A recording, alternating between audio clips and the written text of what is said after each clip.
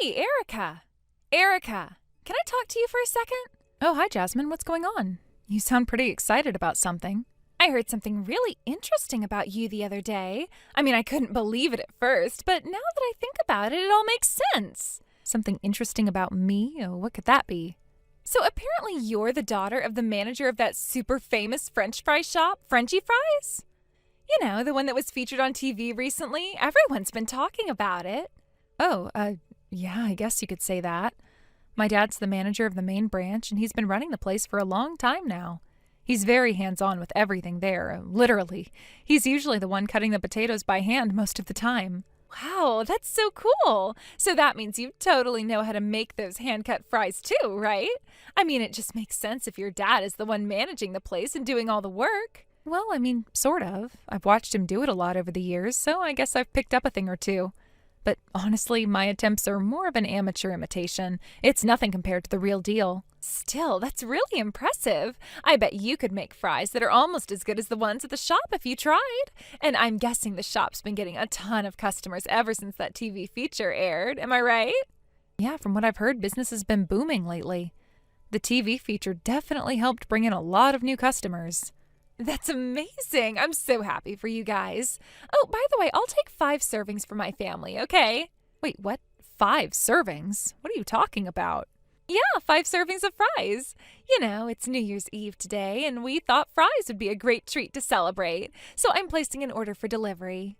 Just to clarify, you telling me about it doesn't actually count as placing an order. If you want to order delivery, you'll need to call the shop directly and place a proper order. Oh, come on, we're mom friends, aren't we? Can't you just handle this for me? It's not like I'm asking for anything complicated, it's just fries. Even if we are, I can't start doing personal favors like this. If I do it for one person, I'll never be able to stop. Everyone would start asking me for favors, and it would quickly get out of hand. Oh, stop being so difficult. It's not like I'm going to tell the other moms about it. This can just stay between us. That's not really the issue here. Fine. Listen, here's the situation. My in-laws are visiting us right now, and my mother-in-law, in particular, saw the feature about Frenchy fries on TV. She got super excited about trying it, so she called earlier to place an order. But guess what? She was told that they weren't taking any more orders for delivery today because it's already fully booked for New Year's Eve. She got turned down, and now she's really disappointed. Oh, I see. Yeah, I did hear that the shop decided to stop taking delivery orders for today. It's probably because they were worried they'd be overwhelmed by the sheer number of requests after the TV feature aired. Exactly. That's why I need you to step in and help me out here.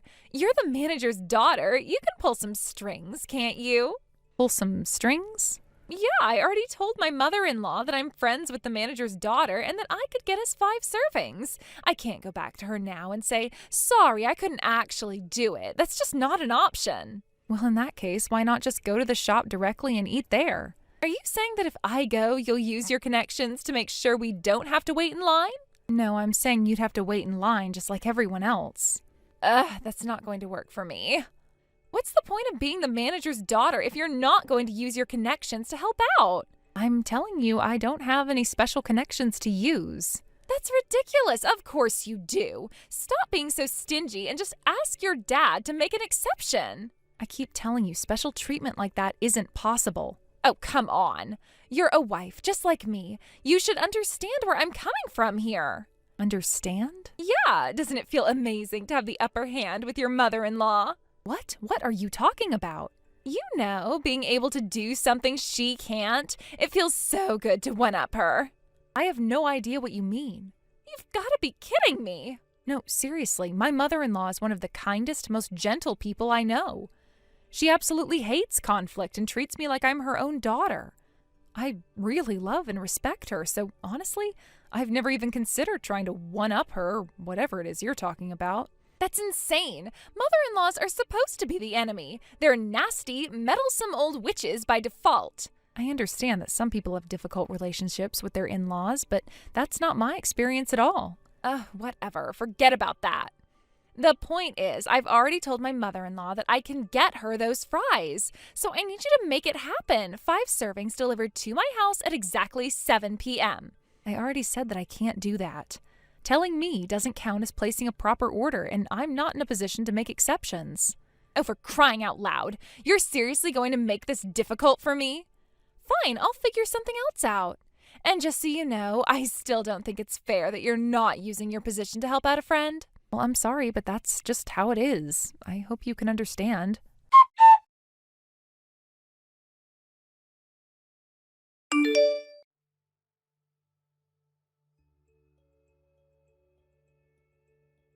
Hey, Erica, what's going on? It's already past 7. I just called the store to double check on the order for the fries, and guess what they said? They told me that there was no record of any order being placed. Can you believe that? I mean, how could this happen? After all the effort I went through to trust you with this, I didn't think you'd let me down like this. Honestly, I thought that even after you told me earlier that it was impossible, you'd come through for me anyway as a friend. Isn't that what friends do? I really believed you'd manage to find a way to pull some strings and make it happen. But no, instead, you've gone and left me in the lurch. This is just awful.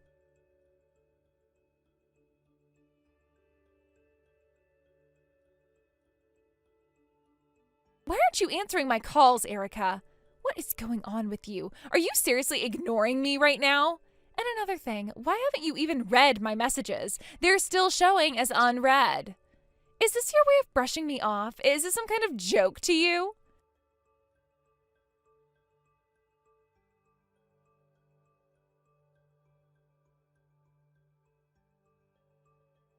You're definitely getting these notifications, right? I know you are. There's no way you haven't seen them. So what's stopping you from responding? You owe me an explanation, Erica. Stop ignoring me and pick up your phone.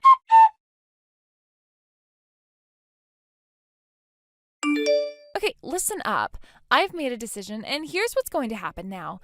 I told my family that the reason we couldn't get the fries delivered is because there was a mistake on your part and on the store's end. So to solve this little problem, we've decided that we'll just come over to your house instead. Problem solved, right? Look, you're probably already prepared to feed your own family tonight, aren't you? And I bet you've got some of those fries already made, probably hand-cut by you yourself. You can just give us those. That should be more than enough for 5 people. Don't worry about anything else. We'll handle the rest. We're coming over with the entire family. Me, my husband, the kids, and even my in-laws. We'll be there in 30 minutes, so I expect you to have everything ready by the time we arrive. That means fries for 5 people, all set and good to go. Oh, and just so we're clear, this isn't up for debate. You broke your promise earlier, so this is your punishment. You don't get to say no to this.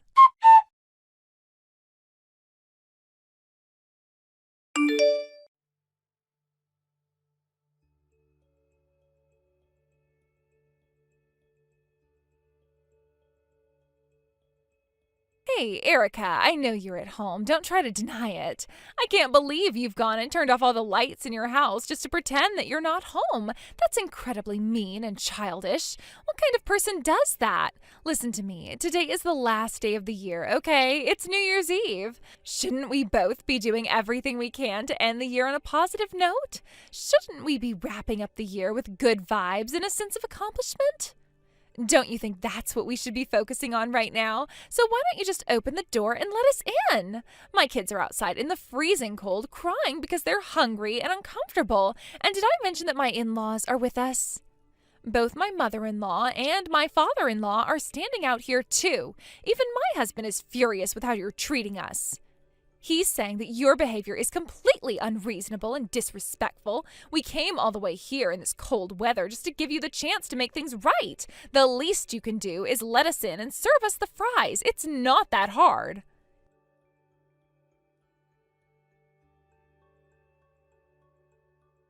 Hey, are you seriously going to keep ignoring us like this?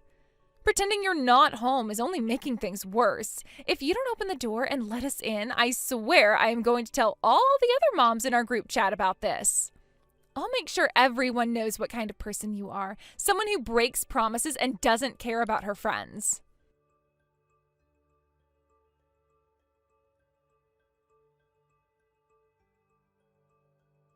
And what's this? You're still not reading my messages? Are you seriously leaving me on unread again? Are you kidding me right now? This is beyond frustrating, Erica. I've had enough of your nonsense. Open the door already.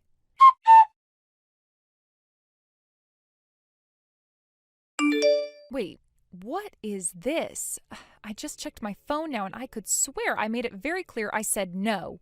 On top of that, barging into my home, who's the one being unreasonable here? Oh, so you finally decided to respond. Erica, this is beyond cruel. You wouldn't believe the chaos you left behind after ignoring me. I was humiliated. You refused to come out even though we were at your doorstep, and because of that, my in-laws called me a liar.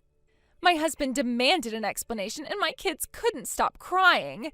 In the end, we had to settle for crappy fries from the convenience store. You embarrassed me in front of my whole family. How could you do this to me? You're unbelievable. Listen, Jasmine. What? Let me stop you right there. Don't bother apologizing, because it is far too late for that now. First of all, I wasn't ignoring you. I wasn't even home. Since 2 days ago, my family and I have been away visiting my parents. What? Visiting your parents? Yes, the TV feature on Frenchy fries caused a huge surge in business at my dad's store, the main branch, which also happened to be my childhood home. Because of that, the whole family went back early to help out. Today has been nonstop chaos since the shop opened its doors, and the only time I could check my phone was during my short break earlier this evening when I messaged you back. We just closed up shop and are finally taking a breather now. That's why I couldn't get back to you earlier. So you're saying you weren't ignoring me? Well, you might as well have been. What do you mean? You keep using these grand words like visiting my parents or going back home, but let's not pretend it's something fancy. You just walked to your parents' house, which is close enough to count as a part of your neighborhood. Isn't that right? So when I called the store earlier to check on my delivery, you were there all along, weren't you? Don't play innocent. You were ignoring me. Jasmine, what exactly are you trying to say? You heard me. Don't try to dodge this. Here's what's going to happen. You'll head back to your house right now, grab 5 orders of fries from the store, and bring them to me and my family. Oh, and you'll apologize while serving them to us. Obviously, I'm not paying for this. Think of it as making up for the mess you caused. That's the least you can do to make this right. Jasmine, are you under the impression that Frenchy fries is the same as the local branch near my house? What are you talking about, local branch? The main store, where my dad works as the manager, is located in a different state entirely. The one near my home is run by someone who trained under my father. It's a franchise, but it's not directly under his management. So what? Get your dad's apprentice on the phone and tell them to prepare the fries immediately. Use your influence. Jasmine, I don't have that kind of authority. I'm not in any position to make such demands. Besides, that store is already closed, and I heard they sold out earlier in the day. You can't be serious. Also, just so you know, your husband called mine. I explained everything to him. What? Wait, how does your husband even have my husband's number? They exchanged contact information at one of the kindergarten events. Apparently they've chatted a few times since then. Unbelievable. Now my husband and my mother-in-law are furious with me because of you. I think they're upset because of your behavior, Jasmine. Honestly, I can't blame them. You tried to force me into an unreasonable situation, and now you're facing the consequences. That's on you. I was trying to help out by arranging 5 orders of fries for my in-laws. That's not unreasonable. Oh, I see. So now you've locked yourself in the bathroom? What? How did you even know that? Because your husband has been texting mine in real time, complaining about what's happening. You've got to be kidding me. He also asked me to send screenshots of our chat history so he can understand what's been going on. I already sent them to him. What? Erica, stop this right now. Sorry, Jasmine, but I'm done here. I won't be replying to any more of your messages. Goodbye.